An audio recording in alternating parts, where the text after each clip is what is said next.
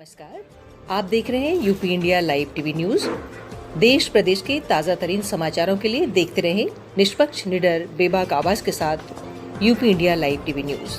अब समाचार विस्तार से। श्री पीर रतननाथ स्थल जनकपुर में भव्य भंडारे का हुआ आयोजन। भारत नेपाल सीमावर्ती गांव जनकपुर में श्री सिद्ध पीर रतननाथ का प्राचीन स्थल है, जहां पर स्वर्गीय श्री नागेश्वर नाथ सिंह साधु सिंह के स्मृति में 9 दिवसीय संगीतमय श्री राम कथा का शुभारंभ एसएससी ग्रुप के चेयरमैन धीरेन्द्र प्रताप सिंह धीरू द्वारा आयोजित किया गया। दशमी के दिन हवन पूजन के उपरांत नेपाल राष्ट्र से आए श्री पीर रतननाथ की शोभा यात्रा में शामिल सैकड़ों योगी गण को वस्त्र भेंट कर भव्य भंडारे का आयोजन किया गया एवं देवी पाटन महंत मिथिलेश नाथ योगी ने इस 10 दिवसीय संगीतमय कथा के आयोजक समाजसेवी धीरेन्द्र प्रताप सिंह धीरू को स्मृति चिन्ह भेंट कर स्वागत एवं अभिनंदन किया। भंडारा कार्यक्रम में सैकड़ों की संख्या में संत महात्मा एवं क्षेत्र के भारी संख्या में पुरुष, महिलाओं एवं बच्चों ने श्री सिद्ध पीर रतननाथ के स्थल पर पहुंचकर देर शाम तक भंडारे का प्रसाद ग्रहण किया। इस अवसर पर धीरेन्द्र प्रताप सिंह धीरू, जिला मीडिया प्रभारी भारतीय जनता पार्टी बलरामपुर, डीपी सिंह बैस, अरुण गुप्ता, संतोष कमलापुरी, लाले यादव सहित सैकड़ों की संख्या में गणमान्य नागरिक एवं भाजपा समर्थक गण मौजूद रहे। सुरक्षा के दृष्टि से कोतवाली जरवा प्रभारी इंचार्ज पवन कुमार एवं जनपद में भारी संख्या में पुरुष एवं महिलाएं तथा पुलिसकर्मी आज मौजूद रहे।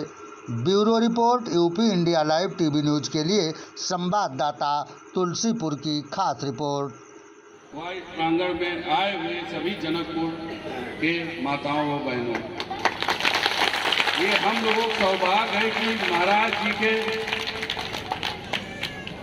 देख में ये मंदिर विगत 2 वर्षों में दिन रात मेहनत करके इसको बनाया गया और सबसे बड़ा सौभाग्य रहा कि माननीय मुख्यमंत्री जी का पहला आगमन इसी मंदिर के प्रांगण में हुआ शपथ लेने के बाद, और महादेव यहाँ स्थापित हुए। अपूजनीय पीर रतननाथ जी योगी जी का भी आगमन हुआ इस मंदिर में, जो विगत कई सौ वर्षों से ये यात्रा हर चैत नवरात्र में पंचमी दिन आती थी।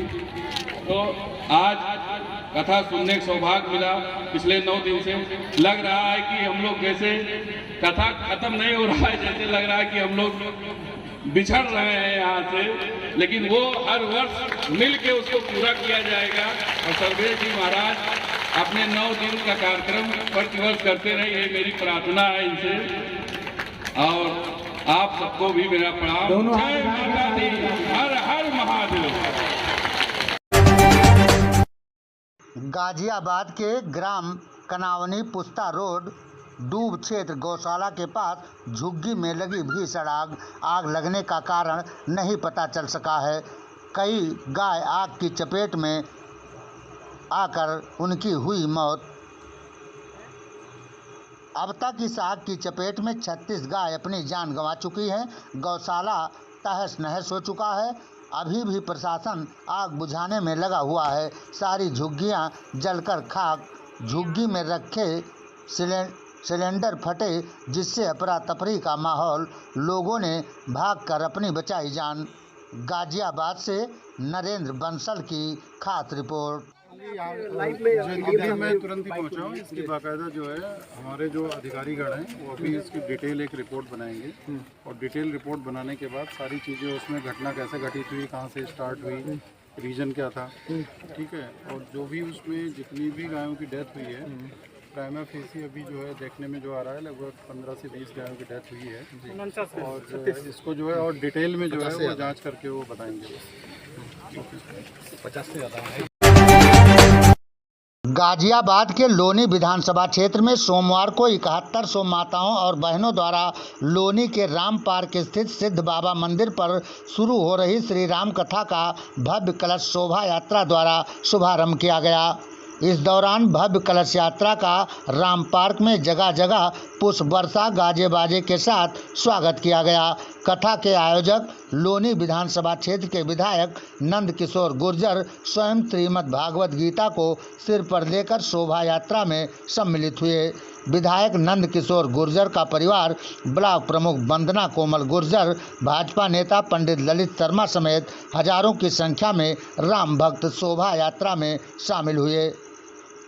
इस दौरान कथा व्यास अतुल कृष्णा भारद्वाज जी महाराज ने कहा कि रामनवमी के शुभ अवसर पर लोनी विधानसभा क्षेत्र में विजयोत्सव के रूप में कथा का आयोजन हो रहा है। संसार में कोई सुखी नहीं है, सभी दुखी हैं, अपने अपने कर्मों का भोग भोगते हैं, लेकिन जो भक्ति के मार्ग पर चलता है उसे सुख और दुख की कोई चिंता नहीं रहती। कथा के प्रथम दिवस वृंदावन से पधारे कथा व्यास अतुल कृष्ण भारद्वाज जी ने गुरु एवं नाम महिमा के साथ भावना एवं भक्ति की सुंदर व्याख्या की।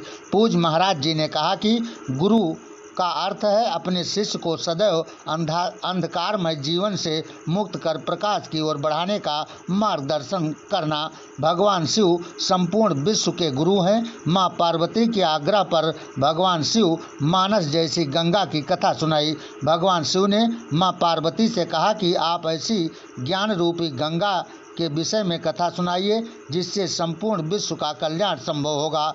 गंगा तो गंगोत्री से चलकर गंगा सागर तक कुछ क्षेत्रों में रह जाती हैं। संपूर्ण मानव समाज को अपने क्षेत्र से चलकर गंगा में डुबकी लगाने हेतु आना पड़ता है, परंतु रामचरित मानस रूपी गंगा विश्व के प्रत्येक जनों तक स्वयं पहुँचेगी। अर्थात गुरु वही है जो मनुष्य को परमात्मा से जोड़ दे।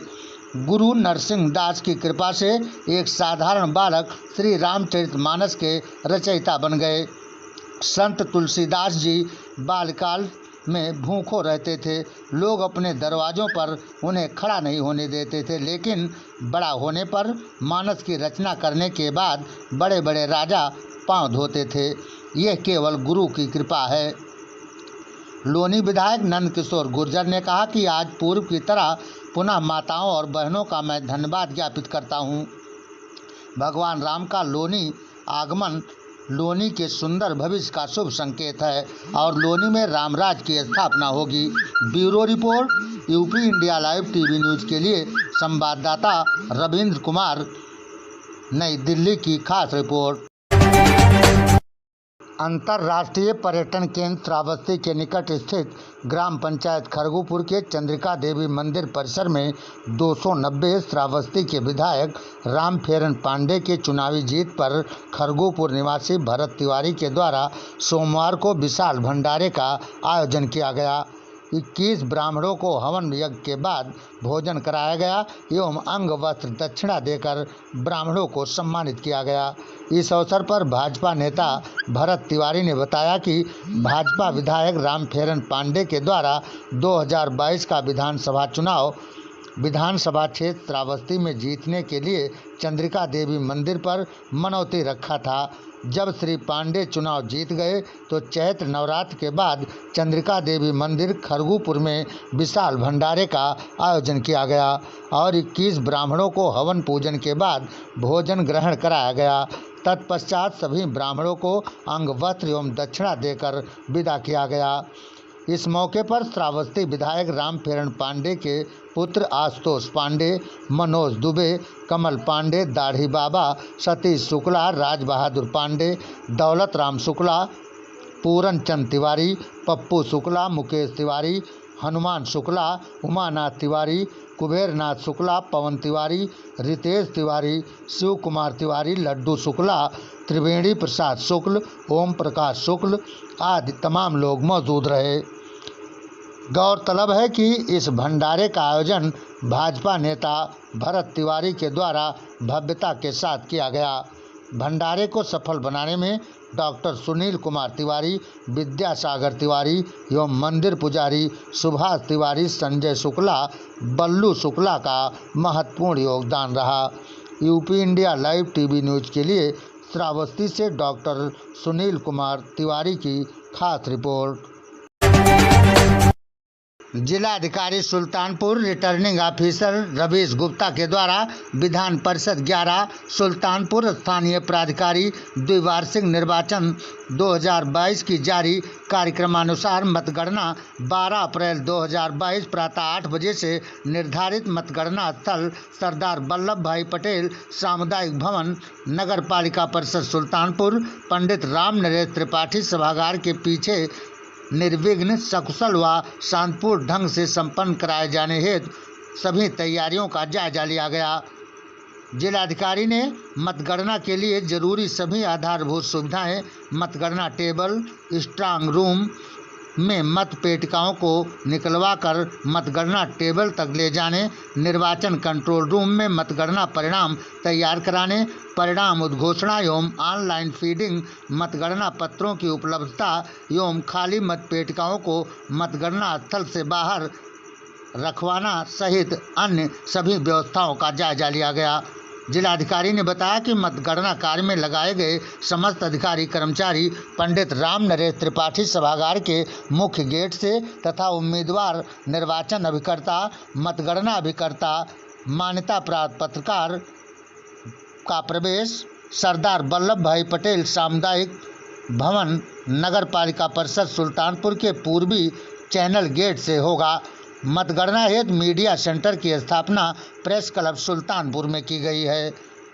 जिलाधिकारी ने कहा कि इस कार्य के लिए तैनात सभी मतगणना सुपरवाइजर, मतगणना सहायक एवं माइक्रो ऑब्जर्वर प्रातः 7 बजे सरदार वल्लभ भाई पटेल सामुदायिक भवन नगर पालिका परिषद सुल्तानपुर पंडित राम नरेश त्रिपाठी सभागार के पीछे पहुंचेंगे।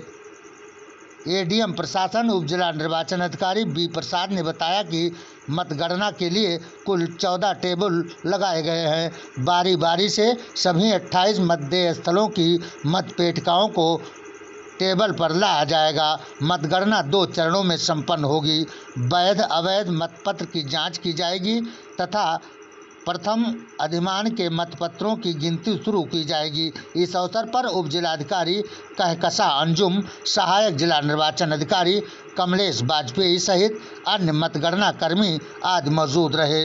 Bureau report UP India live TV news Sultanpur Uttar Pradesh.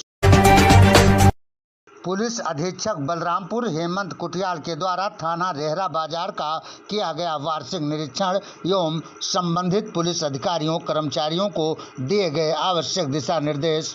Police अधीक्षक बलरामपुर हेमंत कुटियाल के द्वारा बलरामपुर जिले के थाना रेहरा बाजार का वार्षिक निरीक्षण किया गया एवं निरीक्षण के पश्चात संबंधित अधिकारियों को अभिलेखों का रखरखाव, आगंतुक रजिस्टर, त्यौहार रजिस्टर, भूमि विवाद रजिस्टर, हत्या से संबंधित रजिस्टर, बीट सूचना रजिस्टर तथा अन्य अभिलेखों को दुरुस्त रखने के निर्देश दिए गए। माल खाने में रखे बलवा ड्रिल से संबंधित उपकरणों की साफ सफाई कराकर उसे सुनियोजित ढंग से रखने का निर्देश पुलिस अधीक्षक ने दिया।